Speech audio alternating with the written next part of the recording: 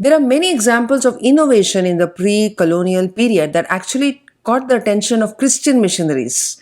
So the Christian missionaries in their reports have spoken about what they observed in the village schools. So, for example, there was Reverend Robertson who noticed a very innovative way of conducting examinations in Bardhaman in Bengal. He found that once a month, the students of higher classes from different schools, they were all herded together and they brought to one place.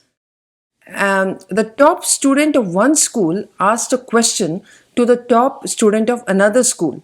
And if he could not answer, then it was passed down to the second student. And if he could not answer, it was passed down to the third student, and so on. So, in this manner, the children could put questions to their counterparts in other schools. Robertson has recorded that all the children enjoyed this examination so much that it did not even feel like an examination. He also noticed that the Brahmin children and the Shudra children, they were sitting together, and sometimes the Brahmin children were scoring lesser than the Shudra children. Another record we have is from Reverend Andrew Bell, a Christian missionary who was traveling in Madras Presidency. He was very impressed to find that in the rural schools, they would put a heap of sand outside the schools. And on that sand, the children would trace the alphabets, and that is how they learned the alphabets. So he was astonished that even without blackboards and chalks, the children were becoming literate at such a low cost. In contrast, the British were complaining that there were no blackboards and chalk, which was keeping their country illiterate.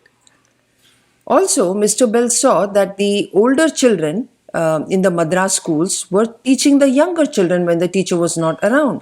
There was no noise. They were quietly learning from each other.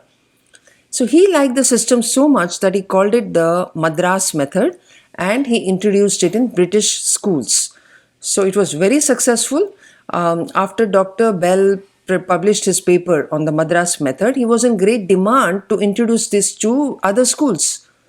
So by 1821, 300,000 children were reportedly being educated under Dr. Bell's principles, which included training the older kids to become mentors to the younger kids and how to monitor the learning of the younger students. So his ideas were adopted in Europe, West Indies, and even in Bogota, Colombia.